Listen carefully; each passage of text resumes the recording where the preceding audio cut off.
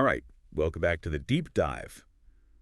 Today we're going to be diving into eternity. Eternity. And eternity is obviously this really fundamental concept in a lot of theology, philosophy of religion. I mean, we could probably talk for weeks about it. You could. So I think, for our listener, who I imagine is, interested in philosophy, they're going to be familiar with some of this territory, right? I mean, this idea of eternity has been around for so long. A long time. It's one of those concepts that's been debated, discussed, and thought about for centuries. So we're not going to be able to cover everything, obviously. Of course. But we do want to kind of get into some of the core arguments and ideas that surround it. That sounds good. And the good thing is that, we've got a really excellent source to work with today, the Stanford Encyclopedia of Philosophy Entry, Eternity and Christian Thought, which is, it lays out all the major positions on God and time and, the arguments for and against divine timelessness and temporality. Yeah, very good. Very good overview. So I think that the thing we really want to focus on in this deep dive is, what is God's mode of existence, right? And how does that relate to our experience of time? Right? Yeah. We're temporal beings. We experience time in a certain way.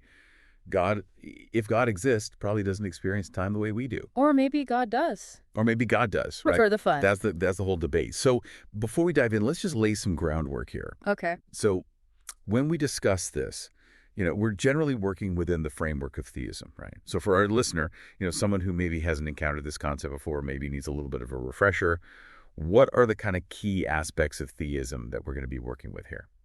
Okay, so theism in this context refers to the belief in God who is, the big three omnis. Omniscient, omnipotent, and omnibenevolent. All-knowing, all-powerful, all-good. Right. And, importantly, the creator of the world and also involved in its sustenance. Yeah, actively involved. Right. Yeah. Not just a watchmaker God who sets the thing in motion and walks away. Right, right. Yeah, that's an important distinction. And those, attributes are really going to play a role in how we think about God's relationship to time. Yeah, for sure. And since we are focusing on Western theism here, the Judeo-Christian tradition, the Bible and other Western scriptural texts are naturally part of this conversation. Yeah. But how do we think about the role of these texts, right? Sure. Because they're not, philosophy texts, right? Right. They're meant to be, I guess, religious texts. Yeah. So what's the right approach for a philosopher, for someone who's coming at this from a purely philosophical standpoint? Right. And I think it is very important to keep that in mind, right? Because while there are certain parts of the Bible and Western scripture that talk about God's relationship to time, it's not meant to be a metaphysical treatise on time. No. So, we have all these sorts of verses that talk about how God is, from everlasting to everlasting, or that God's years have no end, or that God existed before the world began. I mean, we have a lot of this in Western scripture. Yeah, and I am the Alpha and the Omega, the beginning and the end, that kind of stuff. Right, right. That comes up a lot. So the question is, how do we interpret those? Yeah. And what do they actually mean in terms of metaphysics? I mean, what are they saying about God's relationship to time? Yeah. Is God within time? Is God outside of time? So it's not just like a literal, face value reading of the text. No, I don't think so. There's a layer of interpretation there. Yeah. And that's where, philosophy and theology come in, right? Right. To make sense of it. Exactly. And you see different approaches. Some people are very committed to their theological beliefs so that they kind of work back from there. Yeah. So they'll say, okay, well, I believe in God's unchanging nature, and so they'll interpret everything in light of that belief. But others kind of start with what they understand about time philosophically or scientifically. Right. So, they might start with what contemporary physics tells us about time. Okay, so we've got, kind of theological interpretations, and we've got, almost like philosophical, scientific interpretations. Right. And I guess there's this third category where people are kind of trying to integrate the two. Yes, exactly, where they're trying to be sensitive to both. Right. Okay, so let's look at, how this idea has developed historically. Okay. So, the Stanford entry points out that divine timelessness was the dominant view for a very long time. It's a long time. Really, until quite recently, right? Yeah. So what are the philosophical reasons for that? Well, I think there are a couple of reasons for that. One reason is that, the idea of God being timeless was seen as a way of safeguarding certain attributes of God, Okay. like God's immutability, the idea that God doesn't change. which is, I guess, associated with perfection. Yeah, right. Right, exactly. If something's perfect, it doesn't need to change. Right, okay. And also the idea of God's omniscience, that God knows everything. Okay. If God knows everything, then God must know the future. And if God knows the future, that might seem to conflict with our free will. Yeah, that's a whole other can of worms. Exactly. But if God is timeless, then there's no problem because God's knowledge is not really foreknowledge in the sense of knowing something before it happens. Okay, that makes sense. And the other reason I think divine timelessness was dominant for so long is that it had some very powerful advocates, like Augustine and Boethius. Oh, yeah, those guys. Huge names. Yeah, exactly. I mean, these are some of the biggest names in the history of Western philosophy and theology. Yeah, you can't really argue with Augustine. I mean, you can try. You can try, but it's going to be a tough one. Yeah. And their arguments were very influential. They were very persuasive. So for a philosopher today, what are the key elements of their arguments that are still kind of relevant? What are the things that people are still talking about and thinking about? Well, I think Augustine's argument is particularly interesting. In Book 11 of his Confessions, he has this long discussion about time. Yeah. And he's really struggling with the concept of time, and he comes to the conclusion that God must be timeless. And one of the key reasons for this is that he sees God as the creator of time. Okay. If God created time, then God can't be in time. Right. Because if God was in time, then there would have to be a time before God existed. Right. And that's a contradiction. So for Augustine, God's timelessness was really a necessary consequence of God's role as creator. Okay. And that's something that a lot of philosophers still find persuasive today. Yeah, even, centuries later. What about Boethius? His view's a little bit more direct? Yeah, Boethius gives us this very famous definition of eternity in his Consolation of Philosophy. He says that eternity is the complete, simultaneous, and perfect possession of everlasting life. Okay. And that's a really important definition because it highlights a key difference between God and creatures. Right. God, according to Boethius, possesses all of his life at once, Okay. whereas creatures experience life moment by moment. Right, sequentially. We're stuck in the timeline. Exactly. We're stuck in time. Okay, so God's kind of outside of that. Right. And Boethius, he also used this idea to address the problem of divine foreknowledge and human freedom, Yes, he did. which is a huge issue, A right? huge issue. I mean, how can God know the future and we still have free will? Right. It's like if God knows what I'm going to do, then I'm not really free, am I? Exactly. So how does Boethius kind of get around that? Well, Boethius argues that because God is timeless, God's knowledge is not really foreknowledge.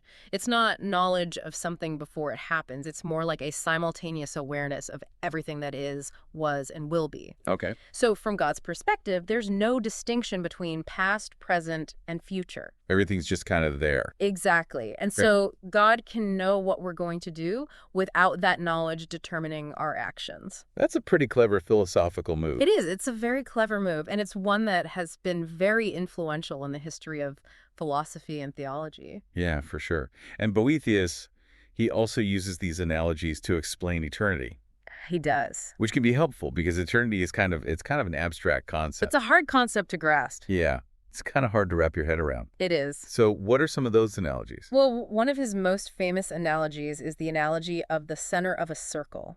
Okay. So imagine the center of a circle. The center of the circle is equidistant to every point on the circumference. Right. And Boethius says that eternity is like that. Okay. Eternity is equidistant to every point in time. Okay. So from God's perspective, all moments in time are equally present. Okay. So everything's kind of happening at once for God. Exactly. Okay. And he also uses the analogy of someone standing on a high mountain. Okay. And from that high mountain, they can see the entire landscape spread out before them. Right. And Boethius says that eternity is like that. Okay. God can see all of time spread out before him. Okay. So God's not limited to a particular moment in time. Right. God sees all of time at once. Okay. So these analogies, they're not, strict philosophical arguments. Yeah. But they are useful for kind of getting a grasp on this concept. I think so, yeah. They can be helpful, Yeah. especially for those of us who aren't, Augustine or Boethius. Right. They give us a way to think about eternity that's a little bit more accessible. Right.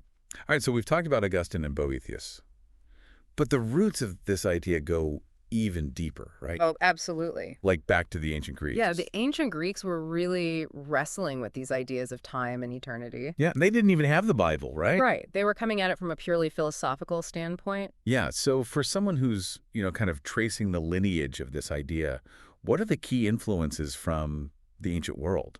Well, Plato's a big one, obviously. Of course. Plato, in his dialogue Timaeus, he talks about this distinction between the eternal forms and the temporal world. Right, and the forms are those perfect, unchanging, blueprints of reality. Exactly. And the temporal world is just kind of a shadow play of those forms. Right. Right. And so for Plato, time is really just an image of eternity. Okay. It's a moving image of eternity. Okay. And the forms, the eternal forms, they exist outside of time. Yeah. They're timeless. So Plato's view is really influential on later Christian thinkers. Makes sense. Aristotle also talks about eternity, Aristotle. but his view is a little bit different from Plato's. Okay. Aristotle sees God as the unmoved mover. Okay. And the unmoved mover is everlasting, but it's not necessarily timeless in the same way that Plato's forms are timeless. Okay. Aristotle doesn't really talk about God being outside of time, Okay. but he does see God as existing at all times. Okay, so it's a little bit different. Yeah, a little bit different. Okay, so we've got Plato, Aristotle. Who else? Well, we also have Philo of Alexandria. Yeah. Now, Philo is really interesting because he's trying to synthesize Greek philosophy with Jewish theology. Okay, so he's kind of bridging the gap there. Exactly. Yeah. And he's thought to be the first person to explicitly attribute timelessness to the God of the Jewish scriptures. Wow. Okay, so he's taking this Greek idea and Mm. applying it to the Jewish God. Exactly. And that's a really important development because it's really laying the groundwork for later Christian thought. Right, because Christianity kind of comes out of Judaism. Exactly. Okay, so Philo's a key figure there. Yeah. And then we have Plotinus, Right. who's a Neoplatonist. Yes. And for Plotinus, eternity is really identified with the highest reality. Right. The nous. Exactly. Yeah. Which is, this kind of divine intellect. Yeah. And the nous is timeless. It exists outside of time. Okay. And it experiences duration, but it doesn't experience succession. Okay, so it's not like it's going through time. No, it's not like that. It's just kind of there. It's just there Okay. all at once. All right, so by the time we get to the medieval period, we've got all of this philosophical baggage, right? We do. From the Greeks. Yes. And then we have these medieval thinkers like Anselm, Aquinas, Maimonides. Right. How do they engage with this? Well, Anselm, who was very much influenced by Augustine, Hmm. he argues that God's timelessness follows from God's nature as the greatest conceivable being. Okay. So in his Proslogion, he has this famous argument where he tries to prove the existence of God. Right. And one of the things he says about God is that God is that then which nothing greater can be conceived. Right. The most perfect being. Exactly. Right, okay. And Anselm argues that if God is the greatest conceivable being, then God must exist in the greatest conceivable way. Okay. And that way is timeless eternity. Okay. Because if God existed in time, then God would be subject to change. Right. And that would make God less perfect. Okay. That makes sense. What about Aquinas and Maimonides? They're kind of coming at this from a different angle, right? Yeah, they are. They're really emphasizing the distinction between creator and creature. Okay. So they're saying that God's eternity is not just a matter of God existing forever. Okay. It's a matter of God existing in a completely different way from creatures. Okay. So they use a lot of negative theology to talk about God's eternity, Negative theology meaning? meaning that they talk about what God is not. Okay. So they say that God is not in time, God is not subject to change, God is not limited in any way. Okay. And this really highlights the radical difference between God and creatures. Right. For Aquinas and Maimonides, God is not just a bigger, better version of a creature. Right. God is something completely different. Okay. And God's eternity is a key part of that difference. And even Duns Scotus, who disagreed with Aquinas on a lot of things, he still held this view of divine timelessness. Yeah, So it's a pretty consistent view in the medieval period. it is. And I think a lot of that has to do with the commitment to divine simplicity. Mm-hmm. This idea that God is absolutely simple, not composed of parts. Right, And so if God is simple, then God can't be temporal, right. because time implies change, and change implies parts. Exactly. So if you're committed to divine simplicity, then you're pretty much committed to divine timelessness as well. Yeah, I think that's right. All right, so let's move on to contemporary thought. The Stanford entry talks about this distinction between God's location in space-time Mm-hmm. and the nature of God's eternality. Mm-hmm. So why is this distinction important? Well, I think it's important because it helps us to be more precise in our language. Okay. In the past, people tended to use the terms eternity and everlastingness interchangeably, Okay. but actually they're two different concepts. Okay, how so? So eternity is about God's relationship to time itself. Okay. Is God in time or outside of time? Okay. Whereas everlastingness is about God's temporal extent. Okay. Does God exist at all times? Okay, so eternity is about whether God is subject to time, and everlastingness is about whether God exists throughout time. Exactly. Okay. And that distinction is really important because it allows us to formulate more nuanced positions. Okay. So, for example, you could have a view where God is everlasting but not eternal. Okay, meaning that God exists at all times, but is still subject to time in some way. Okay, so we've got this distinction. Mm-hmm. Now let's look at some of the contemporary views on divine timelessness. Okay. The first one mentioned is pure atemporalism. What's that all about? So pure temporalism is the view that God is not in time at all. Okay. And God's life has absolutely no temporal features whatsoever. So it's like the most radical version of timelessness. It is. Okay. It's the view that God is completely outside of time. And I guess very few contemporary thinkers actually hold this view. Yeah. It's a pretty tough view to defend. Yeah, because if God's completely outside of time, then how can God interact with the world? Right. How can God know what's happening in the world? Right. How can God respond to our prayer? Exactly. Those are all temporal things. They are. So it's a bit of a puzzle. It is. Okay, so pure atemporalism is kind of out there. Yeah. But there's this other view called atemporal duration, Right. which is associated with Stump and Kretzmann. Mm-hmm. What do they have to say?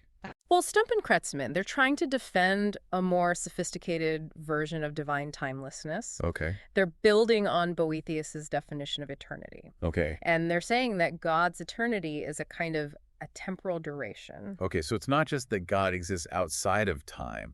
It's that God has this kind of timeless existence. Right. Okay. And they use this concept of eternal temporal simultaneity, or ET simultaneity, to explain how God can interact with the world. Okay, ET simultaneity, what's that all about? So ET simultaneity is the idea that an eternal event and a temporal event can be simultaneous. Okay, but how can something that's outside of time be simultaneous with something that's in time? Well, that's the tricky part. Yeah. Stump and Kretzmann are saying that it's a special kind of simultaneity. Okay. It's not the same kind of simultaneity that we experience in the world, Okay. but they argue that it's a coherent concept. Okay. But not everyone agrees with them. No, not everyone does. What are some of the objections to ET simultaneity? Well, one objection is that it leads to contradictions. Okay. So, for example, if two temporal events are both simultaneous with eternity, then they must be simultaneous with each other. Right, because simultaneity is transitive. Exactly. Okay. But that's not always the case. Right. I mean, two things can happen at different times and still be simultaneous with eternity. Right. Because eternity is kind of outside of time. Exactly. Okay, so Yeah. that's a problem. Yeah. What are some other objections? Well, another objection is that it's not clear what a temporal duration actually means. Yeah, it's kind of a vague concept. That is. It's like, what does it mean for something to exist outside of time but still have duration? Right. It's kind of a paradox. Yeah, it's a tough one. Okay, so there are some problems with Stump and Kretzmann's view, There are. but it's still a very influential view. It is. Okay, now let's move on to Brian Leftow. Okay. Leftow has this view called the time of timeless eternity, Yes, which is a mouthful. it is a mouthful. What's he talking about? Well, Leftow's view is that everything that exists in time also exists in timeless eternity. Okay. So he's drawing on Anselm's idea of God's omnipresence. Okay. Anselm said that God is present everywhere. Right. And Leftow is saying that God is present at all times as well. Okay, so God is kind of like everywhere and everywhere. Exactly. Okay. And Leftow uses this idea to develop his concept of the time of timeless eternity. Okay, how so? Well, he says that because God is present at all times, there's a sense in which all times are present to God. Okay. And that's what he means by the time of timeless eternity. Okay. It's the way that time appears from God's perspective. Okay, so for God, time is not linear. Right. It's all kind of happening at once. Exactly. Okay. And Leftow uses this idea to try to solve the problem of divine foreknowledge and human freedom. Okay, so how did that work? Well, he says that because God sees all of time at once, God's knowledge of the future doesn't determine our actions. It's more like God is just aware of what we're going to do, Okay. but that awareness doesn't cause us to do anything. Okay, so it's kind of like God is just watching the movie of our lives, Right. and God knows how the movie ends. Exactly. But that doesn't mean that God is forcing us to act in a certain way. Right. Okay, that's a pretty interesting view. It is. It's a very sophisticated view. But it's not without its problems. No, it's not. What are some of the objections to Leftow's view? Well, one objection is that it's not clear how God can be present at all times without being temporal. Right. If God is experiencing all of time at once, then isn't God in time? Exactly. Okay, so that's a problem. What are some other objections? Well, another objection is that it's not clear what Leftow means by the time of timeless eternity. Yeah, it's a kind of a vague concept. It It's like, is. what is this time that God is experiencing? Right. It's not our time. Right. So what is it? Yeah, it's a bit of a mystery. Okay, so there are some problems with Leftow's view as well. There are. Okay, so we've looked at two contemporary views on divine timelessness. Mm-hmm. Let's move on to the other side of the debate. Okay. Divine temporality. Right. So the Stanford entry notes that there's been a recent increase in the number of philosophers who are advocating for some form of divine temporality. Yeah, that's right. Why is that? Well, I think there are a couple of reasons for that. Okay. One reason is that the arguments for divine timelessness, as we've seen, they're not without their problems. Yeah, they're pretty tricky. Yeah. And the other reason is that there are some positive reasons for thinking that God might be temporal.